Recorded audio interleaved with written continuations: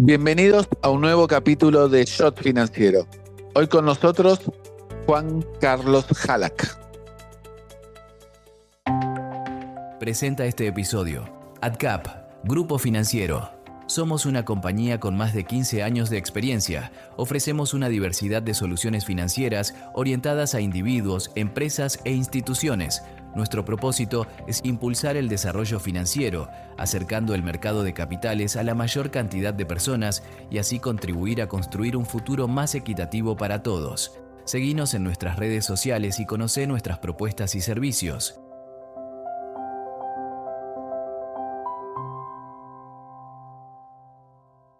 Y ya estamos conectados aquí en Shot Financiero con Juan Carlos Halak. Juan Carlos, ¿cómo andás? Willy Laborda te saluda. Hola Willy, ¿cómo andás? Muchas gracias por la invitación, un gusto estar acá hablando con vos. No, un honor tenerte aquí en Shot Financiero. Bueno, Juan Carlos, primera pregunta que es casi un clásico en nuestro podcast, que es ¿cuándo te surgió la vocación por la economía? Sabés que desde siempre lo tuve. No Mirá qué sé bien. cómo decírtelo en distintas formas. Yo siempre, ya de chico, ponele a los 10, 11 años, empecé a leer regularmente el diario. Me interesó siempre la cosa pública. Lo leía, pero sistemáticamente, no es que cada tanto. Así a la mañana, lo agarraba, estaba en casa, el Clarín, y lo leía. No me acuerdo ya qué partes concretamente. Y siempre me gustó la economía en general. Me enteré una vez, una muy amiga de mi hermana, que es más grande, 3 años más grande que yo, estábamos en el secundario y ella ya se estaba terminando el secundario y dijo que iba a hacer economía. Y ahí me enteré, tenía 15 años, que había una tal carrera llamada economía, porque para mí existía la de contador, no sabía que existía Claro. una carrera de economista. Y apenas la escuché que dijo eso, supe que eso era lo que yo quería estudiar. Quizás te digo, tiene alguna influencia, esto un poco me da vergüenza contarlo, pero ya desde chiquito, no sé, yo viste era bueno en matemáticas. Y no sé, me hacían hacer gracias ante los parientes, ante los amigos, no sé, ¿En si serio? hacer preguntas de la tabla, que boludeces así, y siempre mencionaba, qué bueno, no sé qué, vas a ser ministro de Economía, vas a salvar el país. Y quizás algo de eso influyó, ¿viste? Porque o sea, siempre me gustó y nunca dudé de eso. Solo en algún momento, cuando terminé el secundario, que empecé la carrera, bueno, la empecé a hacer como muy flojo. Di las materias libres y estudiaba, yo toco el piano, no soy bueno, pero bueno, tocaba y empecé un conservatorio de música popular. Y entonces ese fue el único momento que dudé que quizás ser músico, y por suerte no lo fui porque no tengo talento para la música, pero de eso siempre, nunca, excepto ese momento, igual en ese momento también siempre, siempre me gustó la economía, me gustó mucho. ¿Y a qué secundario fuiste, Juan Carlos? Al Buenos Aires. Ah, mira qué bien. Al Buenos Aires, sí, también una gran experiencia. El Buenos Aires la pasé muy bien. ¿En Fue qué justo promoción sos? y yo entré en el 82, salí en el 86, en quinto año. Ay, mira, nos Justo, cruzamos. ¿vos cuándo terminaste? Yo terminé en el 83. O sea, Ah, mira, cuando yo terminé, vos estabas en segundo año. claro, claro, claro. Bueno, yo viste, ¿Cómo fue el viste? momento que después se fue el CBC. El CBC se hizo optativo, y, Sí, no el CBC, el sexto año, y yo no sí. lo hice. Fui directo al CBC, que te digo, lo hice casi todo libre, no para adelantar, sino porque me dedicaba a estudiar música. Y recién después me enganché más con la carrera cuando entré post-CBC, digamos. No, el colegio fue bárbaro, para mí me abrió la cabeza. Yo vengo de familia de inmigrantes de árabes, mis dos viejos son nacidos en Siria, vinieron de muy chicos, y para mí entrar a Buenos Aires fue un mundo distinto, así de gente viste, gente como una variedad de gente con backgrounds distintos, y me abrió la cabeza, y la pasé muy bien. Además fue justo el momento, los 2 primeros años era cuando se terminaba la dictadura, y después fue todo el resurgir de la democracia. Yo Claro. estuve muy involucrado en el centro de estudiantes ahí. Ah, mira, debemos habernos cruzado mil veces ahí, Y porque yo sí, también estaba seguro, ahí. seguro, Yo egresé en el seguro. 83 y era justo el año de la caída de la dictadura y la elección de Alfonsín en el 83. Así que Claro, claro. seguro, aparte del descontrol que hubo ese año, era terrible de Sí, nuestra sí. promoción. Y la Creo que efervescencia que había en ese momento era. había un chico que puso un fitito adentro del colegio, casi una cosa de locos. Bueno. Pero Sí, bueno, sí. eran épocas de algarabía por el retorno de la democracia, lógicamente. Y, el, Sí, y entraste justo el año Malvinas encima del colegio. sí, justo año Malvinas, sí, sí. Después todo el periodo posterior fue quizás años de más laxitud académica en el Buenos Sí, Aires, sí, pero compensado por otro lado por la efervescencia y la intensidad de todo lo otro. Y entonces también compensa, ¿viste? Porque la cabeza te va a mil, aprendés un montón de cosas. Yo entré en política, estaba en un partido que había en ese momento que ya no está mal, se llama el Partido Intransigente, sí, el de y Oscar Allende. el de Oscar Allende. Y Tenía muy bueno. buena, tenía muy, había muchos chicos del PI, Sí, sí, sí, era fuerte, sí, sí, era sí, muy y fuerte. estaba, sí, y bueno, incluso de economía, por ejemplo, muchos de mis compañeros que si se interesaban más quizás por otras cosas, no sé, otras, eh, qué sé yo, otras cuestiones, y a mí siempre la parte de la economía es la que más me interesó. En ese momento, bueno, ya más grande, ¿no? 85, 86, estaba todo el tema de la deuda externa, y entonces, bueno, eso era también algo que me llamaba la atención y leía cosas. Así que sí, siempre la economía, bueno, en este país siempre, cada pocos años da motivación a los jóvenes. Y vos decías que tu apellido es de origen árabe, ¿lo pronuncié bien entonces? Sí, sí, está bien, qué sé yo, me lo han pronunciado, ya Y no hay lo forma de correcto cómo es? pronunciarlo bien. Y no sé, porque no te lo sé pronunciar bien, pero vos me lo dijiste Halak, como me llamaron siempre en Estados Unidos, que vivía ya casi 10 años, siempre era lo más natural. Acá es donde se plantea el problema. Allá siempre Halak, Halak. Yo en la Academia Internacional, que me conocen bastante, yo soy Halak, o sea, no hay, Ah, entonces buenísimo. está bien, estoy Me eso quedo, más me bien quedo, seguro. me quedo tranquilo. Acá me Che, dice mucho Halak o Halak, pero qué sé yo. Che, y Juan Carlos, ¿y cómo te fue en la carrera en economía en la UBA? ¿Qué profesores tuviste? ¿Qué tal te pareció la carrera en sí? Mirá, la carrera me pareció fue muy buena, ¿viste? Siempre la UBA tuvo que podés elegir los buenos profesores y yo creo que eso no se perdió nunca, de tener la posibilidad de elegir los buenos profesores, siempre que no estuvieras restringido por motivo de trabajo. Yo siempre trabajé, hice la carrera Sí, trabajando todo el día, la hice en 7 años. Pero aún así eran trabajos no full time, no de 8 horas, siempre de 4, 5, 6 horas. Entonces siempre pude tomar los cursos, excepto algunos, los cursos que quise los pude tomar. Y me fue mejorando, digamos. Yo en el secundario no estudié mucho. Y la verdad, como tenía facilidad, no tampoco, o sea, me iba bien sin estudiar mucho. Y entré con esa onda a la carrera. Con el CBC, como te digo, le hice libre, pero el primer cuatrimestre ni cursé, hice las 3 por UA 21. No estudié casi nada, digamos.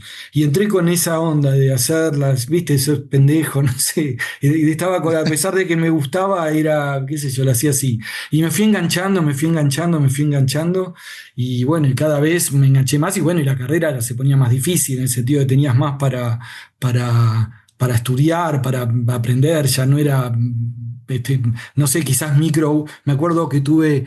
Que era Economía uno con Donadini, que ya te habrán contado, no sé si vos lo tuviste, que era un gran no. motivador, un gran motivador. Y bueno, y ahí también no estudié casi nada y me fue re bien. Pero era eso, estudiar el manual y saberse eso. Y después con el tiempo, bueno, empieza a complejizarse, a ver más. Y bueno, pero paradójicamente me empezó a ir mejor que en la medida que avanzaba. Al principio como que esto no estudiaba tanto, materias que no le daba bola. Y después cada vez le fui dando más bola y me fui metiendo más. Y Juan Carlos, después haces en la carrera de economía en la UBA, estás del 87 al 93. Sí. Eh, Ahí atravesás la primera hiper de la Argentina. ¿Cómo la viviste desde la carrera de ciencias económicas, la primera hiper argentina, ya en el atardecer de la gestión de Alfonsín? Y eso, con mucha inquietud, motivación, interés en entender qué pasaba. Eh, Nada, era un momento así de muchas discusiones. Yo en ese momento trabajaba en Fiel, yo entré a trabajar muy joven en Fiel. Esta misma amiga, mi hermana Nora Balzarotti, que quizás la conocés. Sí. eh, Ella estaba en Fiel y me entré recién empezada la carrera, muy pronto entré ahí a trabajar a Fiel.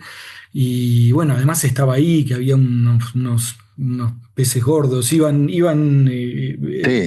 Sí, también como atraían a buenos alumnos. La pasé muy bien, en Fiel tuve más de 2 años.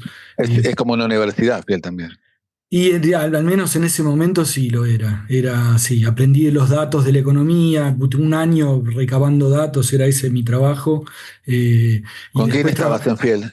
¿Quién era tu jefe o quiénes eran tus? Y mira, al principio estuve en lo que llamaba la mesa de datos, que era esto, ¿viste? Tenías que ir a Sí, los organismos, al INDEC, qué sé yo, distintos organismos a buscar los datos, los pasabas a una carpeta y después esa carpeta se entraban los datos informáticamente en un mainframe, no había ni PCs. Yo estando ahí es que empieza a haber una primera PC que nos pusieron en la oficina, pero ni siquiera nosotros cargábamos los datos en el sistema. Ahí nuestra jefa de toda la mesa de datos era Mónica Panadeiros. Y después ahí trabajé bueno, estuvo, no sé, Nico Gadano, estuvo otros que quizás no conocés, Eduardo Gil, Jorge Mitef. Después David Sekiguchi era un poco más grande, pero estaba ahí sí. también. A él lo reemplacé con Marcela Cristini. Después empecé a trabajar con Marcela Cristini, que era comercio exterior y agro, era su especialidad. Y estuve un año con ella, ya era como había ascendido a ser asistente de investigación de Marcela Cristini. Una divina, estuve muy bien con ella también más de un año. Y Juan Carlos, después haces el magíster en política económica de la UBA, del 94 al 95. Sí, justo bueno, hice muchos trabajos, así después que me fui de Fiel estuve en muchos distintos trabajos. Yo tenía como la idea de que como que la economía se aprendía en la calle, más la idea, no sé Claro. por qué tenía esa idea. Entonces quería tener trabajos de distinto tipo, ¿viste? Estuve no sé, en el sector financiero, en una empresa, no sé, en distintos tipos, en el sector público, estuve en el INDEC. Eh, y después surgió la posibilidad, justo había abierto esta maestría, que es de la que ahora yo dirijo, es la maestría en economía de la UBA, que en ese momento se llamaba maestría en política económica, pero después le cambió el nombre. Y soy la segunda generación y apareció que daban unas becas, como que te pagaban, además o sea, no pagabas y además te pagaban. No era mucho, pero, y para mí era la oportunidad de no trabajar. Y yo no es que tampoco había trabajado tanto por necesidad económica, aunque en mi casa había mucha cultura de laburo y eh, Sí, no era que había necesidad económica, pero tampoco era que como que había una presión a que, bueno, como con estudiar no alcanza, ¿viste? Hace algo más. claro. Entonces, y yo lo disfrutaba, la verdad que tampoco me pesaba, de todos los trabajos los disfruté, todos tuvieron relación con la economía y sentía que aprendía. Y bueno, pero tenía ganas de dedicarme a estudiar nomás. Y entonces, en ese momento, las dos maestrías que iba todo el mundo eran el SEMA y el DITELA, pero no la que es ahora, sino el Instituto DITELA tenía la maestría. Sí, me acuerdo. Y eran esas dos, y bueno, yo elegí ir a la maestría de la UBA. Y bueno, y le hice ahí, tuve con Paljuri, éramos una clase de 7 nada más. Ernesto Dalbó era un compañero que ahora es profesor en Berkeley. Mirá qué Eh, bien. y Pablo Lavarello era otro, que es un más de temas industriales, es más heterodoxo, pero también un académico muy conocido. Y bueno, éramos 7 nada más, y nos pasamos todo el día estudiando, la pasé muy bien.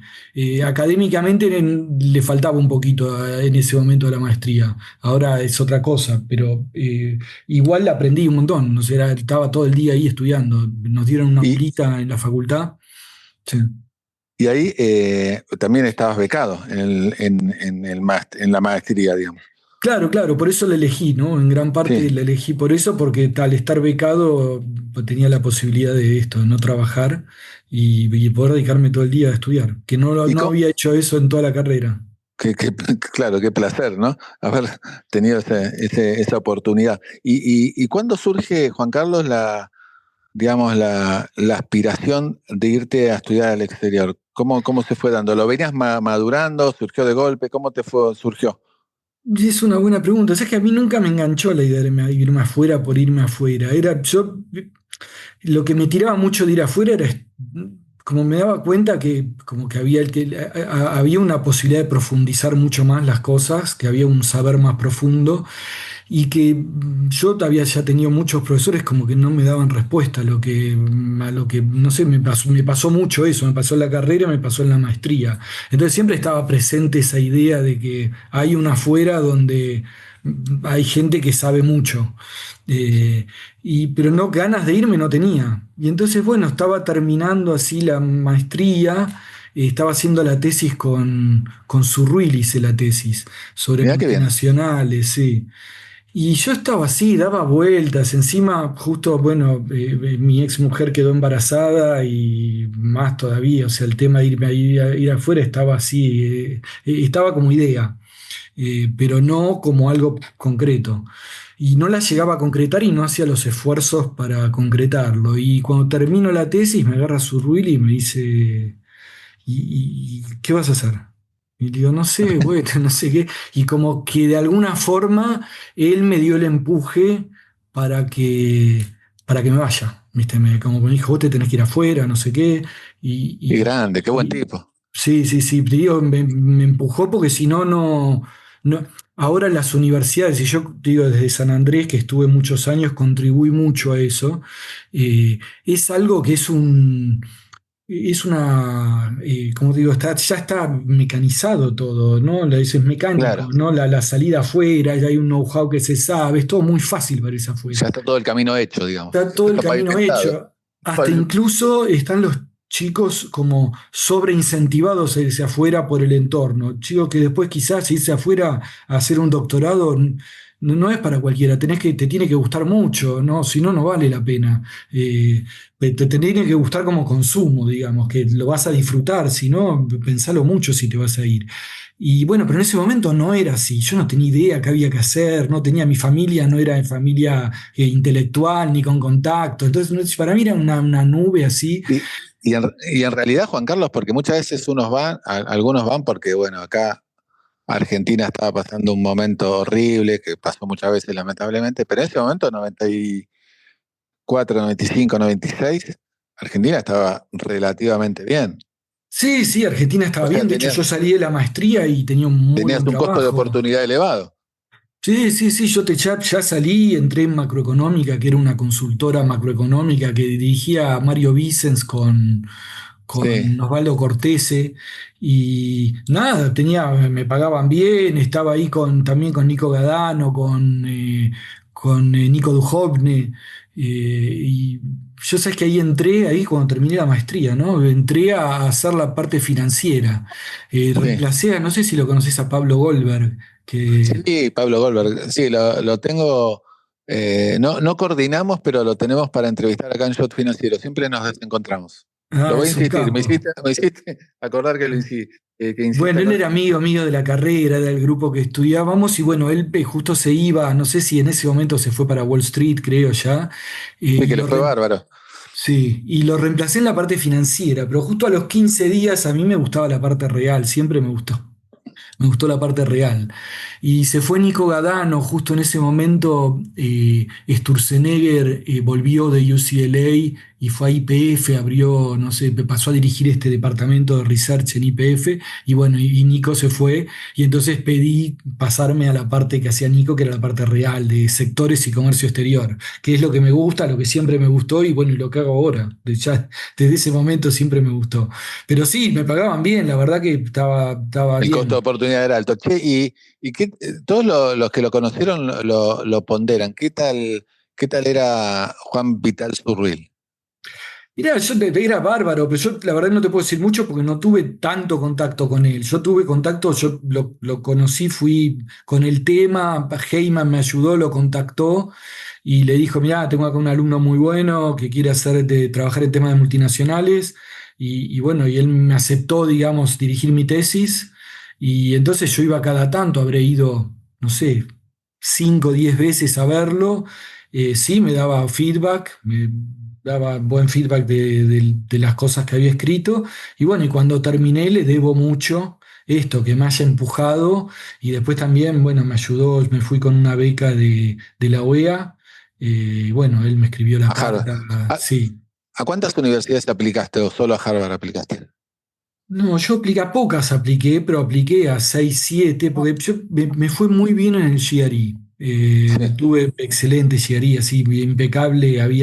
En ese momento estaba el de matemática, el de lógica, había uno de economía incluso, incluso el de esos me fue perfecto, en todos esos tenía como máximo puntaje. Y el de inglés, incluso el de inglés me fue muy bien. Y entonces, y bueno, yo pensé, tenía referencias de otros que habían ido, algunos al CEDES, ponele, no sé, Sergio Smukler, Ernesto Jagroski, habían otros que habían ido a Berkeley, Marcelo Sánchez, eh, y, y entonces pensé que con eso iba a entrar, no iba a tener problemas para entrar. Y entonces apliqué a pocas. Lo que estuvo mal porque no fue tan fácil. Pero bueno, por suerte Harvard me aceptó y bueno, Y así ahí que fuiste. ahí fui, ¿Cómo, sí. cómo fue el desembarco ahí en Harvard? ¿Te costó? Me refiero al nivel académico. ¿O venías bien afilado? Mirá, no, me sorprendió que yo había estado tantos años, yo era el más grande, tenía 28 años, fui con una hija ya, allá, con mi esposa e hija. Tenía un año y pico. De hecho, postergamos un año la ida porque como quedó embarazada, para no ir con ella tan temprano, la postergamos un año. Y la verdad que a veces me daba bronca de que no a tantos años había estudiado y hay cosas que no sabía. Por ejemplo, no sabía lo que era un Nash equilibrium, ¿no? Un equilibrio de Nash. No Sí. sabía. Sí había pensado mucho las cosas, las intuiciones las tenía muy fuertes, pero me faltaba la práctica, ¿no? La ejercitación. Pero bueno, cosas del primer momento. Y después me faltaba un poco el inglés, ¿viste? Me pasaba a veces que me perdía los chistes o había una parte que me acuerdo tenía a Mankiw o a Freudenberg y que hablaban un poco así, yanquis, así muy, qué sé yo, Cerrado o rápido. cerrado, rápido, muy propio, digamos. Los extranjeros me era más fácil entenderlos. Y me costó hasta encontrarle el ritmo, me costó. Pero lo disfruté siempre sí, tampoco es que o sea, ya me acostumbré pronto, tuve que laburar un montón. Eso sí, el primer año fue terrible, pero de nuevo, siempre con alegría, ¿no? Nunca lo sufrí. Era duro, pero nada, lo disfrutaba. Estaba ahí en la biblioteca, estaba con otros compañeros, tenía unos compañeros que volaban. ¿En Yo serio? Sí, sí, yo ahí mirá que tenía una clase fuerte, mi corte fue particularmente fuerte, ahí en Harvard mismo. Había muchos muy buenos que hoy son grandes economistas, pero había un par que eran directamente genios, o sea, nivel de otra cosa. Y a mí me encantaba eso, me encantaba, lo disfrutaba mucho. ¿Y de profesores, a quién recordás? Y bueno, mira, en la secuencia micro tuve a Maskin, a Hart, los dos premios Nobel en dos de las partes, a Freudenberg en Game Theory y a Sjostrom. Bueno, Sjostrom después se fue de Harvard, diseño de mecanismos, esas cosas enseñó. Eso es la primera secuencia. Y después a Hart lo tuve en contra, en teoría de contratos. Y después tuve bueno, a Barro, a Mankiw, a Lesina, Ben Friedman. Y después en segundo ya elegí, ahí tuve a Hellman, a Dick Caves. Bueno, tomé muchos cursos de oyente, a Ken Rogoff, que fue parte de mi comité en International Macro. Qué Eh, bueno. sí, sí, tenía la verdad que cursos muy buenos, pero igualmente te digo que, no sé, quizás cómo soy yo, no sé, no es que los cursos, ningún curso puedo decirte que me partió la cabeza.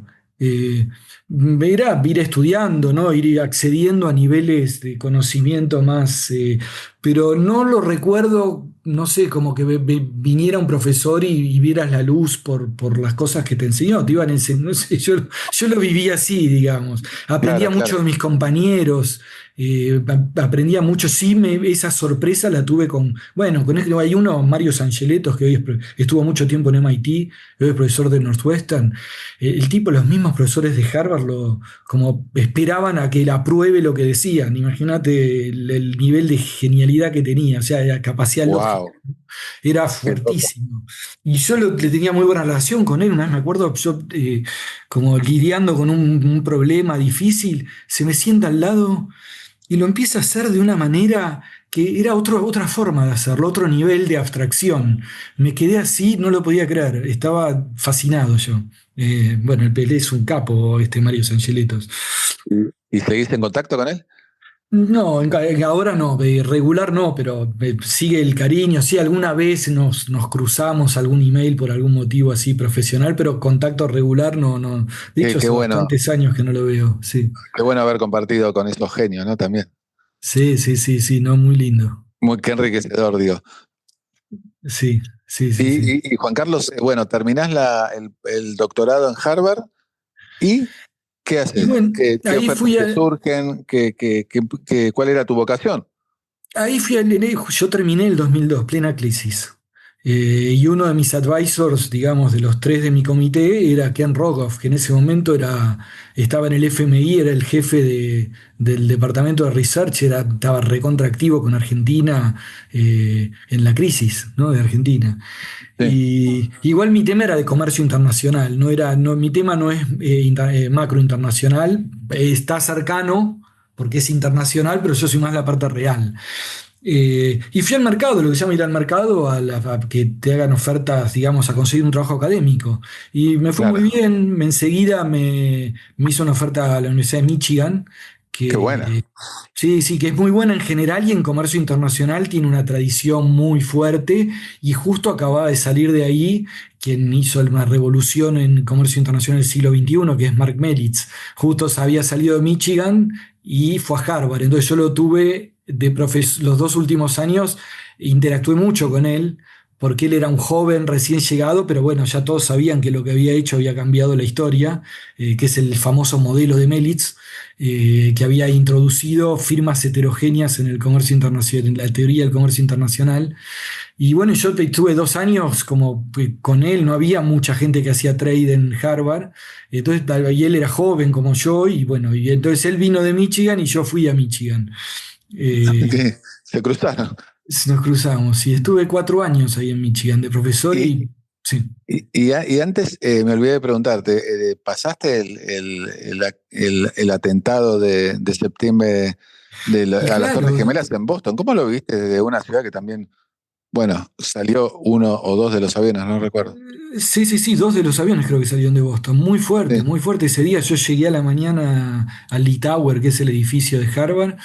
Y ahí me entero ahí de esto y bueno, no, viste, vas cayendo, fuimos todos me acuerdo a otro que se llama el Science Center, como otro edificio que había televisores, había un bar con televisores y nada, viendo así atónitos y también con bastante miedo un poco, ¿no? Y Sí, después a un claro. par de horas me volví a casa, hablé que estaba mi mujer, mi hija y después toda la situación.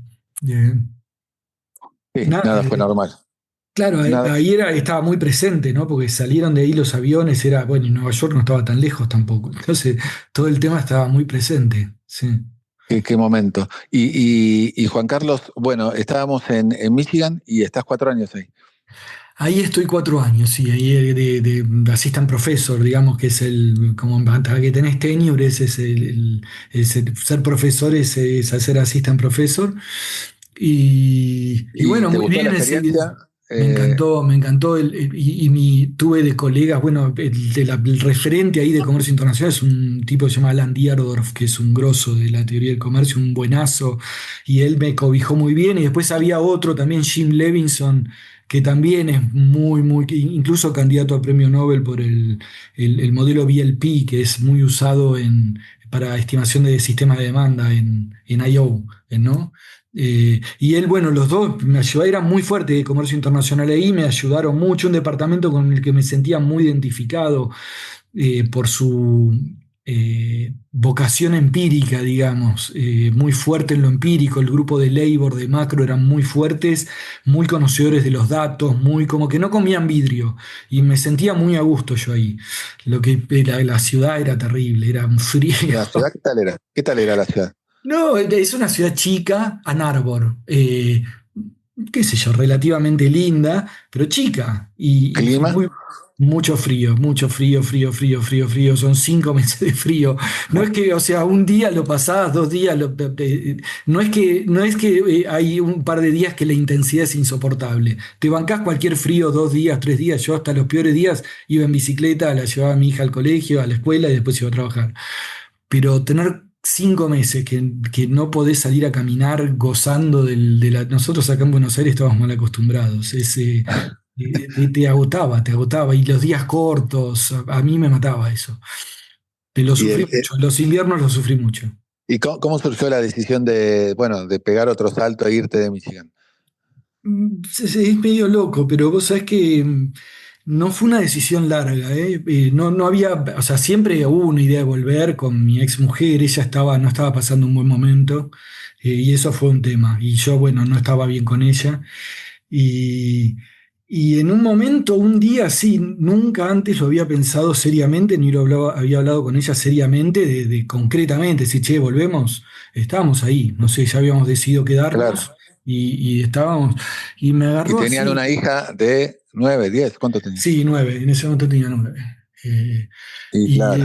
y bueno, me decidí así en una hora, te digo, sin haberlo pensado mucho, en una hora salí a caminar y me decidí y escribí los emails acá a Argentina, bueno, las dos universidades que pensaba, Ditela, San Andrés, y bueno, en San Andrés enseguida funcionó, estaba Es Mariano que claro, con Tomasi. tu trayectoria, obviamente te iban a querer contratar. Qué sé yo, no sé, pero Sí, seguro, San Andrés seguro. enseguida mostró mucho interés, estaba Mariano Tomasi. En Un ese momento en genio. San Andrés había, sí, sí, sí, sí. En ese momento estaba manejando la universidad también, como no era el rector, era el director del consejo, presidente del consejo de administración, un tipo que después lo quise mucho, Jorge Forteza, que falleció. Sí, Él, sí, lo conocí. lo Sí, sí. conociste.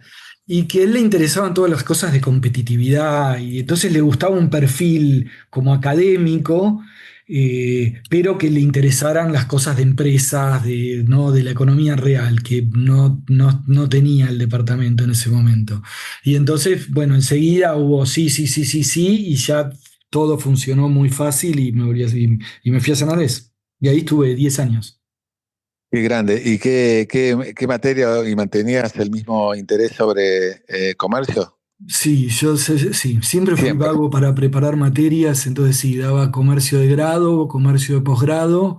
En un momento me forzaron a una tercera cuando vino Rosenkrantz. Yo tuve un arreglo particular de que en vez de hacer una dar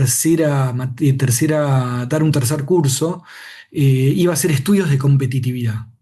Yo dije, bueno, agarro eso que me gusta hacer, siempre me gustó, yo siempre había leído estudios sectoriales, en su momento la CEPAL hacía, muchos, Beni Kosakov, Ikatsi, Bizan, y me los comí esos estudios, me encantaban. Y después también el CENIT, que estaba Chudnovsky y Andrés López, habían sacado muchos estudios sectoriales, también me encantaba eso. Dije, bueno, es la oportunidad porque la economía mainstream no me permitía hacer eso. Dije, bueno, voy a hacer un tercer curso, hago estos estudios. Y apenas llegué, justo había un llamado del BID para estudiar emergencia de nuevos sectores exportadores. Te cuento esto porque me cambió bastante la vida eso en Qué términos de interesante. research. Sí, qué Lo bueno que que te llamó el yo BID. Sí, lo que era un trabajo que iba a ser como de taquito para cumplir un requisito, que muchas veces pasan esas cosas, ¿no? Se convirtió en algo que cambió mucho mi visión de la parte, ya te empiezo a contar un poco más mi línea como de mi entendimiento de la investigación que hice. Y entonces habían sacado Hausmann y Rodrik una teoría como de las fallas de mercado que hay en descubrir como la ventaja comparativa, en qué es bueno un país. ¿No? Y tenían una teoría y el punto era que había una falla de mercado que hasta descubrir eso no hay incentivos a la actividad pioneril, digamos, a descubrir en qué es bueno un país haciendo algo. Y entonces justo hubo un llamado para que en distintos equipos de Latino, eso lo condujo Ernesto Stein. Ernesto Stein es un grosso muy poco conocido en Argentina que durante muchos años desde el BID organizó laburos así de economía real, llamémosle, de desarrollo productivo, sería el término, ¿no? Y hizo avanzar mucho el conocimiento en Latinoamérica sobre la realidad productiva, los desafíos productivos en sus distintos aspectos. Y bueno, ¿no? Y en ese marco me junto con dos colegas de San Andrés, uno de un sociólogo y uno un cientista político, Alejandro Artopoulos y Daniel Friel, y hago un estudio de emergencia de nuevos sectores exportadores, pero de bienes diferenciados. Toda esa teoría era más pensada para commodities y muchos en Latinoamérica hicieron de distintas frutas que exportan distintos países y cómo surgió que se empezó a exportar arándanos en Perú y qué sé yo, distintas frutas en distintos países. Qué interesante, sí. Pero nosotros elegimos 4 sectores de productos diferenciados: vinos, yates, yates livianos que se hacían en Argentina, se estaban exportando bastante en ese momento, programas de televisión y muebles de madera. Todos sectores muy distintos, pero todos bienes diferenciados. Y eso me cambió la visión de cuál era el problema, primero de la exportación argentina.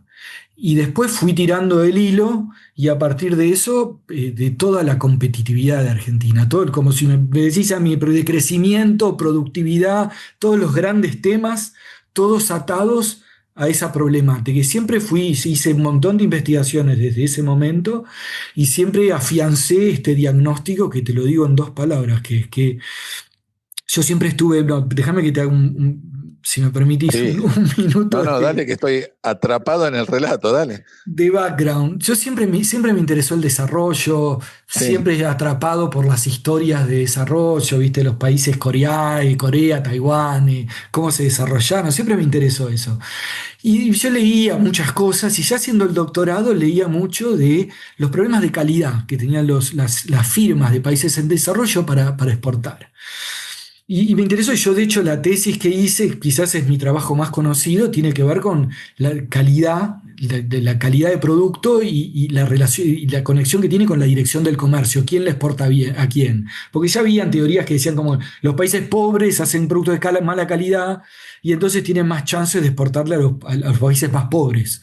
Y entonces llamémosle yo market paper, mi paper más importante de la tesis, un poco muestra eso, ¿no? Que desde el lado de la demanda, los países más ricos tienden a comprar más de los países que producen más calidad y los pobres de los países que producen menos calidad. Y bueno, la gracia es mostrarlo, hacer un framework analítico donde saques eso como una derivación teórica y después usar los datos para mostrarlo. Y siempre la calidad, ¿no? Y que sigo yo la calidad siempre, si me acabo de sacar un trabajo contando la experiencia que si tenemos tiempo después te cuento en la gestión pública. Yo en la gestión dale. pública armé con Matías Goodman y Mariano Pérez el Plan Calidad Argentina, que es un esfuerzo de coordinación. Sigue existiendo comunidad de administración en el Estado argentino. Coordinar la política de calidad del país, ¿no? Empecé desde la firma, ¿no? Claro. La firma pensándola como cada más una cosa más neoclásica, digamos, hay unas firmitas, cada uno independiente, a irme dando cuenta que había cosas sistémicas en la calidad, ¿no? A entender que eran parte de un sistema y entonces también haber una política de calidad mucho más allá de lo que hace una empresa, ¿no? Que tiene que ver con la metrología, la acreditación, las certificaciones, un montón la formación, capacitación. Entonces, en este trabajo, vuelvo al trabajo este que te contaba, yo venía con ese Bien. background, muchos papers así de mainstream, estos que se pueden publicar internacionalmente en los mejores journals, eso era lo que venía haciendo. Llego a esto y había que encontrar quién fue el pionero, quién fue el primero que pudo exportar en estos sectores. Y claro, y uno se imagina más desde una mentalidad más desarrollista, si te imaginas quién fue el primero que pudo exportar consistentemente, era no el que hizo una venta, ¿no? El que se estableció consistentemente exportando en esos sectores, bien diferenciado, exportando a un país desarrollado. ¿Quién fue y qué ventaja tuvo? Y yo esperaba encontrarme al ingeniero que hizo una tecnología que permitió eficientizar la producción. Lo que tenían era una ventaja de conocimiento, de entendimiento del mercado. Llamalo de marketing si querés. Eso era lo que sabían. Era algo más bueno, de llevar el negocio durante muchos años que algo más sofisticado, sí. Claro, y de hecho 2 eran importadores. El pionero en televisión, que es un tipo, Horacio Levín, y el de los barcos, que se llama Luis López Blanco, los 2 eran importadores. Imagínate, una industria de tipos que hay un montón de gente que producía hace un montón, que se las sabía todas de producción, que vos te imaginás que esos son los que el potencial exportador está en esos tipos. El que empieza a exportar es un importador que la parte productiva la arregla contratando a la gente adecuada. Lo que sí tenían claro, que la calidad no podía fallar, que no le podían fallar al cliente, que si decían que la cosa iba a estar, tenía que estar, que si le decían que es blanco, iba a ser blanco, no le iban a mandar blanquito, ni amarillo, ni te lo mando mañana, que no sé qué, que este es un clásico eso, te lo digo así, parece mentira, Sí. pero es un clásico. Y entonces, por ejemplo, la calidad, que siempre me pareció que era quizás un problema tecnológico, de dificultad tecnológica de tener la calidad, bueno, descubrí que no es tanto un problema tecnológico. El que quiere tener las cosas de calidad, tanto que calidad de que, ¿no? de que el producto tenga mejores componentes, como que no falle, es una decisión, una convicción. Si lo querés hacer, después cómo lo haces es re fácil, se resuelve en 2 segundos. La diferencia era la convicción de estos tipos. ¿Por qué? Porque habían vivido en esos mercados, vivido o habían socializado en esos mercados. Y es una explicación un poco sociológica, ¿no? La de sociología económica, que tuve que leer mucho de sociología económica. Si no, no hubiera podido llegar a encontrar esta respuesta. Es como a través de la socialización, es como se transmite el conocimiento tácito. Y este conocimiento tácito de los códigos comerciales, de cómo tenés que los gustos, cómo le entras a un consumidor o a un cliente en un país de afuera. Si vos pensás, por ejemplo, el clásico argentino que va y quiere vender sanguchito de miga. Dice, no, porque no saben, sí, la idea es, no saben comer, yo les voy a enseñar cómo se va a disfrutar un sanguchito de miga. Y no, así no, el que exporta no hace eso, el que hace entiende qué es lo que les gusta y se adapta a qué les gusta. Y bueno, y un montón de cosas de práctica. Y estos tipos todo el tiempo, estos pioneros, no solo lo que hacían, sino cuando te lo cuentan a vos, todo el tiempo están diciendo, porque yo entendí que allá es distinto, entonces hice esto distinto. El producto era distinto, la calidad era distinta, la forma de comercializar era distinto, porque yo sé, además el relato siempre es mi competidor de al lado que intenta hacerlo y lo hace mal. Y no hace todas estas cosas. Entonces, bueno, Claro, todo eso es como que descubre un hueco que no está bien cubierto, ¿no? exactamente, no es, que no hay es cómo compatibilizar las ventajas de producción local con las necesidades de afuera. Pero que lo que nunca el exportador va afuera vendiendo lo mismo, nunca tiene éxito afuera vendiendo lo mismo que vende en el mercado interno. Siempre en los casos éxito, no te lo digo desde la teoría, yo te lo digo desde haber Sí. entrevistado a un montón de empresas, ¿no? Y ver un montón de estos casos, después seguir investigando esto. Y eso está siempre presente. El entendimiento del mercado externo, el ponerse en la situación del que compra allá, la falta de confiabilidad, pero pará, vos desde Argentina venís, pero Argentina no es famosa por exportar yates. Entonces, por ejemplo, el de los barcos contaba, dice, yo en un momento tuve que decidir equipar de electrodomésticos el yate, ¿no? Y yo podría haber elegido electrodomésticos argentinos, que eran más baratos y eran buenos. Dice, pero yo entendía cómo es la lógica de alguien que va a gastar $40.000 en un yate liviano, son yates chicos, ¿no? Los que exportaba Argentina en Sí. ese momento. Dice, y me daba cuenta que al tipo lo pongo en su comfort zone si le pongo electrodomésticos italianos. Y entonces el tipo, pero tenés que entender eso, tenés que haberte vivido allá para en un momento tomar la decisión de decir, mira, voy a gastar más en electrodomésticos italianos, pero esto es lo que va a hacer que el tipo ya, sí, bueno, hablan mi idioma estos, se produce en Argentina, Claro. pero hablan mi idioma. Y eso es lo que falta acá en la industria argentina en general, y no solo en la industria, también en la agroindustria que quiere vender, es no entender el mercado externo y no adaptarse a lo que se necesita. Ah, bueno, esto, ¿no? De la empatía, ¿no? De ponerse en el lugar del comprador. Tal cual. Sí, eso. Y Qué bueno, y eso, interesante. sí, sí, sí, sí. Porque vos qué pensás que cuando yo te digo, no todos estamos de acuerdo con que la productividad es lo central en Argentina. Y hasta todo, hasta el presidente hoy, más llamarlo ortodoxo, no puede haber. Te decís, ¿qué determina el crecimiento? Te va a decir la productividad. Ahora, cuando uno piensa, ¿qué es la productividad? Entonces, ¿qué es la productividad? Y uno lo primero que piensa es hacerlas producir más eficientemente, hacer las cosas, hacer lo mismo con menos recursos. Y sin embargo, el gran desafío no pasa tanto por ahí, sino es cómo con los recursos que tenés, tener la capacidad de generar más valor. cosas más caras, cosas que tienen más diseño, que no se rompen, de más calidad, por las que el mundo te está dispuesto a pagar. Eso es lo que distingue a los países, eso es lo principal. Y eso es donde fallamos por todos lados. Yo te puedo contar mil anécdotas de lo que dicen los exportadores que hacen mal los que no pueden exportar, y los que no exportan, cuando les preguntás, cuando les hablas y te quieren contar su experiencia de intento exportador, no te dicen traté de mejorar la calidad y no pude. No te hablan del tema, te hablan de otras cosas, de los impuestos, que así no se puede, que el país, no sé. Y los otros te hablan, los que sí exportan, te hablan de todo lo que cambiaron, y cómo se hacen las cosas acá para poder exportar. Entonces a mí me parece eso central, porque vos cuando aceptás eso, tu visión de las prioridades de política pública cambian un montón. Bueno, Claro. entender para dónde tiene que apuntar, ¿no? Desde la importancia de Y, una agencia de promoción de exportaciones, promoción de prácticas de gestión del diseño, bueno, calidad. y ahora, Juan Carlos, vos, volvemos a tu retorno a la Argentina y todos estos estudios y avances que estuviste haciendo, pero considero unos años de la Argentina bastante, ¿cómo te podría decir?, de pesadicia económica, de populismo. ¿Cómo viviste esa situación, ¿no? Y para De, mí yo tuve con frustración un poco, porque para mí, porque venías yo no, de estar en Estados Unidos muchos años, 10 años, ¿no?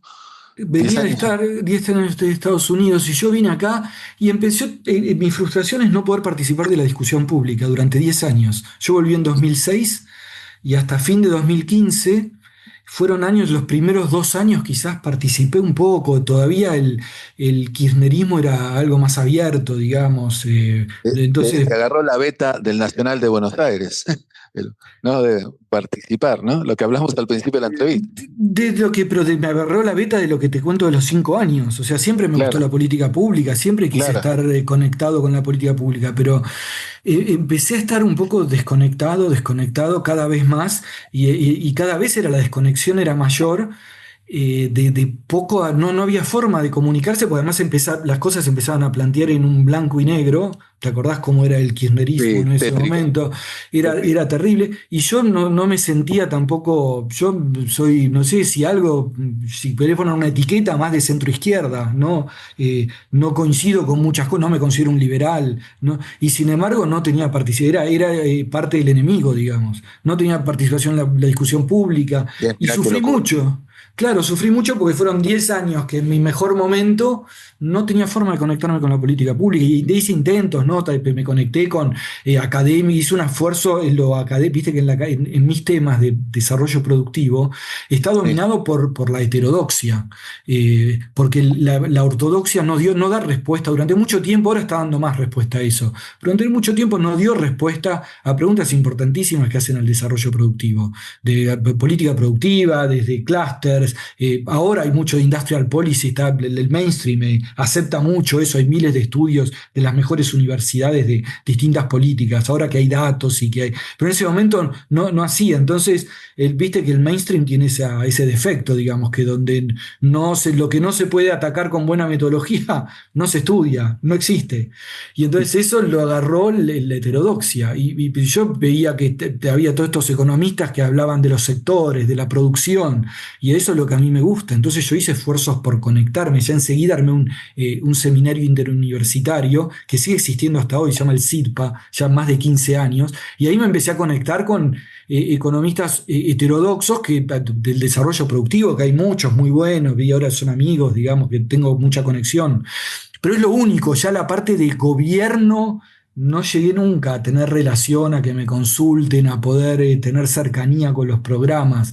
10 años, o sea, cada vez más fue un periodo, la verdad que en mi prime time, digamos, de poder, que muchos colegas, digamos, que fueron a otros países de Latinoamérica, eh, podían conciliar un trabajo académico de alto nivel con temas que hacían a la discusión relevante de políticas públicas. Yo eso sentí que no lo pude hacer. Y después, bueno, apareció esta posibilidad de entrar a la gestión pública, que fue con el ¿cómo gobierno fue de eso? Macri. Cómo fue bueno, obviamente la vocación la tenías por lo que estuvimos hablando, pero cómo te llega, primero cómo viste el arribo del Y cambio de- y sobre todo cómo te llega la oportunidad? Y mirá, yo no había participado ni en el PRO, no había participado en ningún partido, ¿no? Y sobre el último momento, ya habiendo ganado Macri, Lucio Castro, que lo conocía un poco, tampoco tanto, a él lo nombran secretario de Transformación Productiva y me dice si quiero ir con él como jefe de asesores. Y ni lo dudé, o sea, dije, acá va a venir un gobierno, otros 12 años. Quiero conocer la gestión, quiero tener la experiencia de la gestión pública. Y no me arrepiento, la verdad que creo que hice muy bien, porque más como los temas macro financieros, como que el conocimiento es más compacto, es como que la macro es una sola, digamos, hay un PBI, hay, no sé cómo decírtelo, hay un monto de exportaciones. En el mundo de lo productivo, del comercio, son miles de cosas, miles de programas, miles de cuestiones, es infinito. Entonces, la cantidad de cosas que no sabes desde la academia es un montón también. Así que llegué muy pichi, a pesar de mi... ¿En qué ministerio estaba? ¿En el Siempre de estuve en producción? producción, sí. Los Producción. cuatro yo estuve en tres posiciones distintas, siempre en el Ministerio de Producción. Que primero Empecé estuvo ahí, Cabrera. ¿Cabrera estuvo primero? claro, primero Y estuvo después Cabrera, Antesica. exacto, sí, y Ok. después estuvo Antesica. Entré con Cabrera, no conocía a nadie, solo a Lucio. Y a Miguel Brown lo conocía por Harvard, que tenía una conexión con él, Claro. tampoco era muy amigo, pero él no fue él el que me llevó Lucio. Y estuve un año con él, con un equipito chiquito de cinco pibes que me traje, chicos y chicas jóvenes, brillantes, que me pude llevar, y e interactuaba mucho, estaba ahí en esa secretaría, aprendiendo de mil cosas, mil programas, mil cosas, y para todo lo que sentía, le digo, a mí toda la teoría que tengo encima y el conocimiento de la evidencia empírica, como no me sirve para esto. Yo sentía eso, que no me servía. Eran todas como situaciones, realidades, no conocía, no sé, sentía eso. Sí sentía que toda la disciplina, el rigor académico me ayudaba a pensar y a organizar cómo plantear el estudio de un problema y la solución. Y bueno, y estuvo un año y después al año me dice Miguel, viste, la política comercial estaban las licencias no automáticas y a diferencia del Sí. gobierno de Milei ahora, no se sacaron de un día para el otro. Entonces se había sacado mucho, pero seguía muy fuerte, o sea, gran parte de la industria seguía protegida por licencias no automáticas que se administraban discrecionalmente. Los 4 años los manejó eso Pablo Laviña, el que ahora es secretario de Coordinación de la Producción. Y entonces al año me dice Miguel que me ofrece la presidencia de la Comisión Nacional de Comercio Exterior que atiende temas de antidumping. Pero me dice, bueno, vos manejá eso, pero dice, además, armá un equipo que me ayuda a pensar la política comercial, porque bueno, Pablo estaba en la ejecución y no daba abasto, y tenía que reunirse con todas las empresas que lo presionaban para que le permita importar a ellos, o para que cierre. El primer año fue terrible. Y entonces, por suerte, tuve muy buena relación con Pablo, y entonces yo tenía el equipo analítico y él era el que estaba, el frontman, digamos, que estaba ahí ¿viste? En decisión discrecional. Entonces mi objetivo era poner orden a la política comercial. Y me traje un montón de pibes egresados de San Andrés, que tuve de alumnos, una corte también que justo un año, el primer año no había enseñado, pero bueno, me traje toda una corte de San Andrés y otros más, digamos, pibes todos muy buenos, brillantes, y bueno, y empezamos, lo primero es atacar los insumos básicos, los insumos difundidos, ¿viste? De acero, acero, aluminio, papel, insumos plásticos, ¿no? La petroquímica, y los insumos hilado textil. Y eran los sectores con empresas muy grandes, digamos, más fáciles de estudiar porque es entender a dos, tres empresas, cuatro, qué pasaban. Y bueno, estos pibes se fueron formando muy bien, todos pibes muy capaces, y enseguida lo primero fue ordenar, decir, primero saquemos las licencias de estas empresas. Y empezaron a presionar las empresas que no, que vamos a cerrar, que vamos a echar gente, y nada, estudiar los sectores, decir, no van a cerrar, van a bajar los márgenes y no van a cerrar, no van a echar gente, y efectivamente fue lo primero que se hizo en enero de 2018, se sacaron las licencias para todo ese bloque de productos y alguna cosita más, y no pasó nada. Mamita, las presiones que deberías haber tenido, ¿no? No, no, no, sí, terrible, Ah, terrible. Sí, sí, sí, son los lobbies de aquellos. sí, sí, Eh, lo ves, peligrosísimo. Sí. y bueno, y después, pero eso después se siguió, sí hubo una segunda tanda y después vino la devaluación de abril. Y ya con la devaluación Del eh, 2018. de 2018 eso dejó de ser tan relevante, porque ya era la protección natural de un dólar mucho más alto. Entonces todo el control de importaciones dejó de ser, porque el approach de Macri a la apertura fue, a pesar de todo lo que le dijeron, fue mucho más gradual, comparado con lo que hay ahora, fue muchísimo más gradual. Y ya para 2018 ya estaba bastante liberado, porque de nuevo estaba la protección natural de un dólar mucho más alto. Y yo el Claro, último claro. año paso ya con Dante. Ahí paso dejo la Comisión Nacional de Comercio Exterior y me nombran subsecretario de Inserción Internacional, un cargo inventado para mí para que maneje toda la coordinación de la política de exportaciones, que en ese momento se había lanzado el plan Argentina Exporta, pero no estaba funcionando, y bueno, me pide Dante bueno, que lo maneje, que le dé contenido al programa. Y bueno, y fue bárbaro, me la pasé muy bien, fue para mí un gran desafío, creo que salió muy bien. Tenía como coordinar la política exportadora y yo ya venía manejando la coordinación de la política de calidad, que para mí son dos cosas que van juntos, calidad, exportación, van juntos esas Sí, dos cosas. exacto. Y entonces, bueno, las empecé a juntar, armé, bueno, armé el plan Argentina Exporta, muchos de los componentes ya estaban. Era darle una consistencia lógica y tener una gestión de seguimiento, de que se vayan cumpliendo las cosas, monitorearlas, ver que había una mesa exportadora que presidía Macri y estaban las cámaras de cúpula, no sé, la UIA, la CAME, la CAC, y había una agenda de temas en los que había que avanzar, todo para la agenda exportadora, desde facilitación de comercio, temas de financiamiento a la exportación, calidad, promoción comercial, que es lo principal, temas básicos, digamos, que coordinar que no se peleen en algo, que tengan un entendimiento común la Cancillería y la agencia, ponele, que sí, al día de hoy eso está descoordinado. Eh, Claro. entonces, bueno, eso estuvo muy lindo. Había una mesa exportadora, después había mesas sectoriales. Pues yo armé submesas de calidad de internacionalización, o sea, enfocadas solamente en la agenda esta de competitividad. Y me da una experiencia muy positiva que yo creo que el sector público tendría que hacer eso. Y se puede hacer, hay un know-how de cómo hacerlo. Lamentablemente las instancias así de cooperación público-privadas, a pesar de que hay mucha experiencia ya en Latinoamérica de que fueron efectivas o que pueden ser efectivas, no se continúan en el tiempo. Claro, Así que, claro. sí. Y Juan Carlos, bueno, termina la gestión Mauricio Macri, viene otra pesadilla económica. ¿Qué hace hoy Juan Carlos Jalac? Y bueno, cuando salí, yo me pasé a la UBA. De San Andrés me pasé a la UBA. Apenas salí. Y justo vino la pandemia, así que estuve un par de años como en la UBA, pero estando un poco nomás. Y después cuando volvió la presencialidad ya me integré y cada vez estoy más integrado a la UBA. Me pasaba que, claro, estaba muy aislado en San Andrés viste, yo, de nuevo, mi objetivo es, no sé, cambiar las cosas, no sé, eso es lo que me gusta, o sea, me encanta la Claro, academia, me encanta publicar bien, pero lo que me motiva es que, como a muchos economistas, incluso hacer. académicos, es hacer, sí, que las cosas cambian. Hacer o influir en cómo se hacen, ¿no? Pero más cerca de la política pública.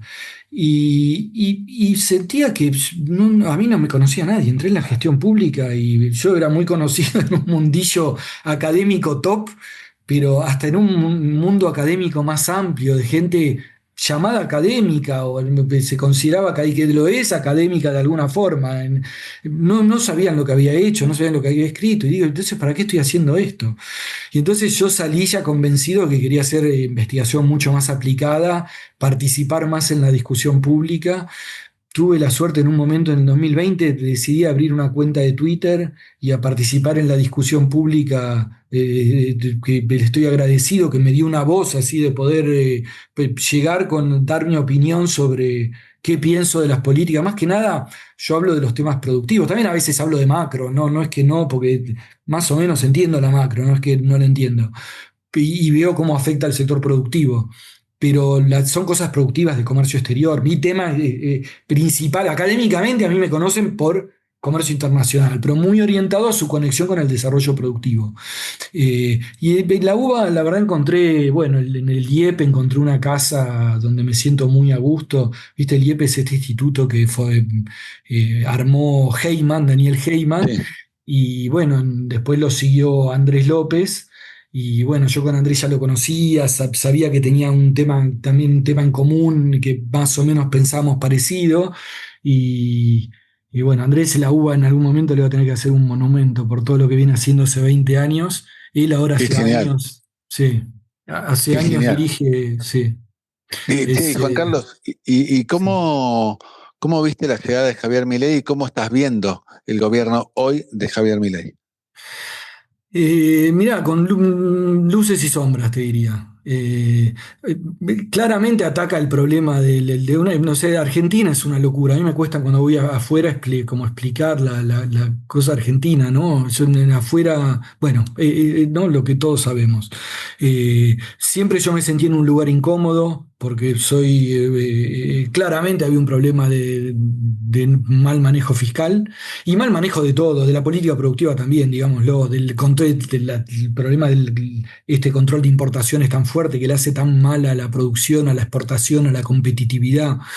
Entonces, introduce cosas básicas con las que estoy totalmente de acuerdo. Disciplina fiscal, apertura de la economía, discutamos los tiempos, yo, viste, esto lo hubiera hecho mucho más gradual, no me gusta esta apertura tan rápida, me parece que ahí eh, hacen falta hacerlo más despacio, pero sí que la economía tiene que estar más abierta, seguro, o sea, más allá de eso. Entonces, esa parte me gusta.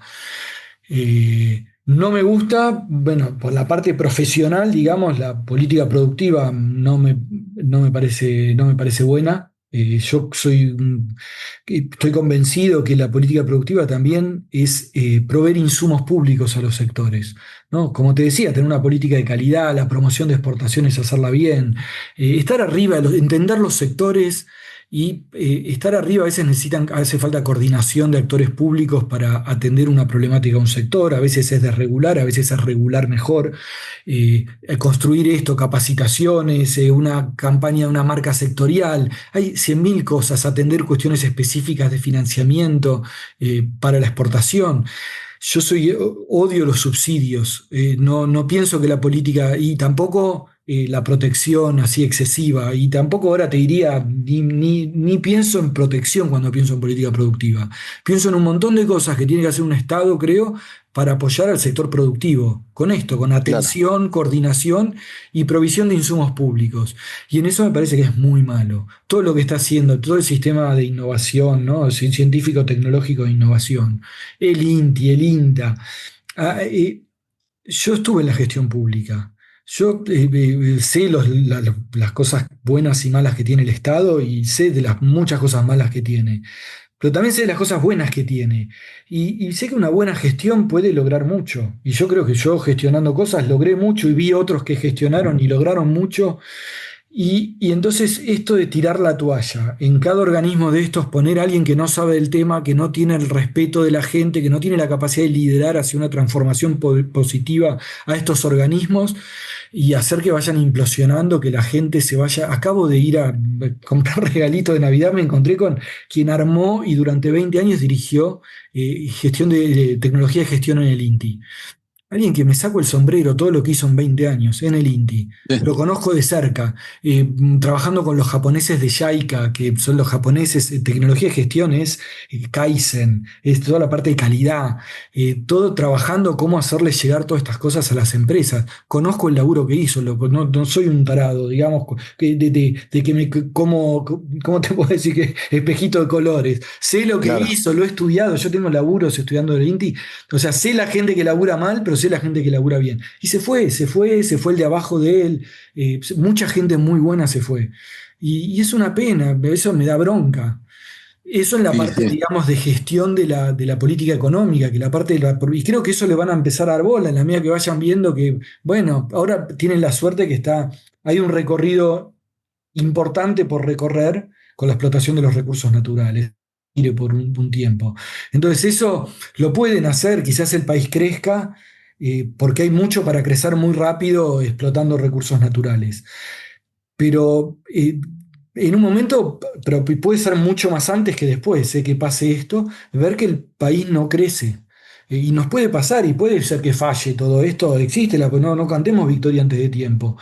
Y es prestarle atención a la producción y decir, pará, desatendimos todo esto que es tan importante. Yo te doy un ejemplo que quiero contarlo en tu programa, porque la gente que no está cerca, como yo creo que no sabe a quién creerle. El CONICET, te doy un ejemplo, ¿no? Dale. Yo soy de CONICET, y estudié el sector, muchas empresas, el sector de biotecnología es muy fuerte en Argentina, porque tiene mucha tradición de biotecnología, de conocimiento biotecnología, y toda la raíz de todo eso, ¿no? Y un investigador de CONICET que empieza a tener una idea y quiere pensar a tener una empresa, el CONICET no se le hace fácil. Y entonces, pues, ¿cómo se arregla eso? Bueno, ¿por qué no se le hace fácil? Por dos temas. Hay un tema dentro de CONICET, hay mucha gente que no le gusta eso, científicos que no les gusta eso, pero también porque no hay una buena gestión, desde la gestión, es decir, para esto hay que encontrar la vuelta de cómo se compatibiliza la investigación básica y la investigación de calidad con que hay ideas que son para el sector productivo importantes. Y eso lo resolvieron, las universidades del mundo lo resolvió MIT, lo resolvió Harvard, lo resolvió Stanford, lo resolvieron todos, porque ellos también le pagan a sus investigadores que después tienen ideas, que quieren hacer empresas. Hay distintas formas de resolverlo, pero se puede resolver. Y eso necesita gestión, conocimiento, gestión y autoridad moral, digamos, autoridad de Claro. conocimiento técnico y moral. Eso se puede hacer, no es difícil de hacer. Difícil es, pero no es imposible de hacer. Y sin embargo está todo implosionando, todo el sistema, implosionando mal, digamos, se pierden equipos, conocimiento, por negligencia, digamos, de algo que se podría hacer mucho mejor. Se podría hacer, no lo estoy diciendo mal, se podría hacer bien y se está haciendo mal. Esa es la Claro, cuestión, ¿no? claro, claro. Entonces esa parte no me gusta nada. Y entonces es difícil, me siento incómodo estando entre estas dos, ¿viste? Hay un mundo para el que soy de derecha, porque soy uno conocido que con el que comparto esto dice, sos mi fiscalista preferido. Digo, ¿cómo? ¿Pero por qué fiscalista? Eso es lo que destaca de mí. Para mí lo fiscalista es ABC, digamos, no me definiría como un Sí, fiscalista yo, tal pero cual. es como ese es lo que Es lo tiene que básico. es lo básico, digamos. Yo soy otra cosa, no soy fiscalista. Esto es lo que tiene que ser y bueno, y pasemos a otra cosa. Eso está fuera de discusión, digamos. Claro. Y entonces esa cosa de para Ahora, los más mirá de lo mal que izquierda, estábamos, mirá lo mal que eh, estábamos, que esas cosas se discutían en Argentina, ¿no? Qué locura. tal Y cual. tantos años, ¿no? Entonces, tal cual. Entonces es eso, para un lado, o sea, yo tengo esa posición incómoda porque hay mucha gente como más del desarrollismo, que son más de izquierda, y que quizás un poco me miran con desconfianza, no todos, digamos, pero hay una cosa así, y yo además fui funcionario del gobierno de Macri, entonces no cumplo los checks. eh, pero creo mucho en la producción, en la política productiva, ¿viste? Yo visito mucho empresas, me gusta que haya una industria fuerte, un agro fuerte, un servicio fuerte. Le veo una raíz común a todo eso que es esto que te conté al principio, ¿no? De cómo se habría que atender esa problemática productiva. Y del otro lado, también cuando hablo de política productiva, dicen, no, porque vos lo que querés es elegir sectores y darles subsidios. No, yo no quiero eso. De hecho, yo hice un estudio, no sé si lo conociste, un estudio con Fundar, pero codirigí yo sobre el régimen de Tierra del Fuego. Y fui durísimo, tengo una visión muy negativa de ese régimen. Ah, mira. No, no Hice lo mires. un trabajo que tuvo Qué mucha bueno. repercusión ese, que viste con números, escenarios de simulación de qué pasa Ah, creo si que sí. si Sí, se sí, sí. retiran. Bueno, Sí, sí. para decir, viste, estamos diciendo que no queremos política industrial, pero la estamos haciendo y la estamos haciendo mal. Estamos en el peor de los mundos. O no la Tal cual. hagamos, o hagámosla bien, pero O si hacerla, la poner haces, tanta hacela plata bien. Claro. Porque no, cuesta plata, obviamente. Juan Carlos, este podcast siempre cierra y la verdad que vos tenés mucho para contar en eso pues la verdad que estuviste en varios lados, tanto en la academia como en la función pública. ¿Y qué consejo le das a los jóvenes que recién están iniciándose en economía? Y yo no les voy a decir que se motiven, porque la economía motiva a todo el mundo. No sé, es muy fácil que la economía te apasione. Yo lo sigo viendo en los jóvenes que veo en la maestría ahora de economía en la UBA, la pasión, las ganas en los de grado. Lo sigo viendo, la capacidad y la pasión. Yo lo que quizás lo que más le diría es no coman vidrio, no sean dogmáticos. Es muy Qué común en buen la consejo es. economía, Eso está sí, buenísimo. sí, es muy común, incluso en gente Es a la que verdad. respeto mucho, Es gente como que grande también, no solo en estudiantes. sí, que se casan con suena bien que, bueno, teóricamente si le generas un incentivo vas a responder al incentivo. Y a mí me pasó desde la academia, me pasó mucho de creerme una teoría, hacer una hipótesis que me encantó, y después los datos me dicen que no, hay otras cosas, hay otros factores. Entonces, ser más humildes ante el fenómeno económico, escuchar a todos, pensar la integralidad. Yo, si me dejas una cosita que te diga, a mí me sorprendió, yo fui en un momento ayudante de Dick Caves en Harvard de regulación y antitrust.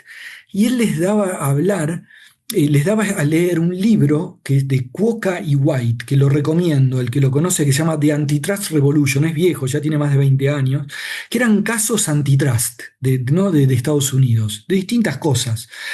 Y entonces veía en un momento los rulings de los jueces, cómo eran, ¿no? Cómo decían los Sí. fallos. Y me voló las chapas eso, ver cómo razonaban los tipos. Y uno está acostumbrado, el economista, a simplificar la realidad. Asumo esto, asumo el otro, y no sé qué. Y dado todos estos supuestos, y tenemos una capacidad analítica, somos un cuchillo que entra a lo profundo de nuestra capacidad lógica, de razonamiento lógico. Pero no somos muy capaces de resolver una situación compleja, la integralidad, donde no sabés bien, la información no está clara, tenés que hacer consideraciones de varios tipos, de que no tenés información, de que hay riesgo, y manejar esa situación, no estamos entrenados en hacer eso. Y entonces, tener esa humildad, es decir, tratar de ver que las cosas no son siempre como parecen, ver qué evidencia empírica hay. También con la evidencia empírica somos muy soberbios. Un paper mostró que nunca un paper demuestra algo. Paper encuentra, pero hay problemas, la econometría generalmente tiene problemas. Si es muy buena la econometría es porque es un caso que quizás no se puede generalizar. Entonces, eso, ser más humilde y no comer vidrios, eso, no ser tan dogmático, sí ser contundente y firme cuando uno está convencido de algo, eso está perfecto. Pero siempre abiertos a que la realidad es compleja y las cosas no son generalmente no son tan Claro, simples, ¿no? Así que sí, ese sería mi mejor qué consejo. bueno. Juan Carlos, de aquí de Yo Financiero, un placer, un lujo tenerte. Te agradecemos mucho tu tiempo, fuiste muy, muy generoso. Te mandamos un gran, gran abrazo y bueno, suerte en todo lo que estás desarrollándote. Bueno, muchísimas gracias, Willy. Un placer hablar con vos, un privilegio. Bueno, gracias por todo. Adiós. Propósito, actitud, resultados. Liderazgo modo Geneia.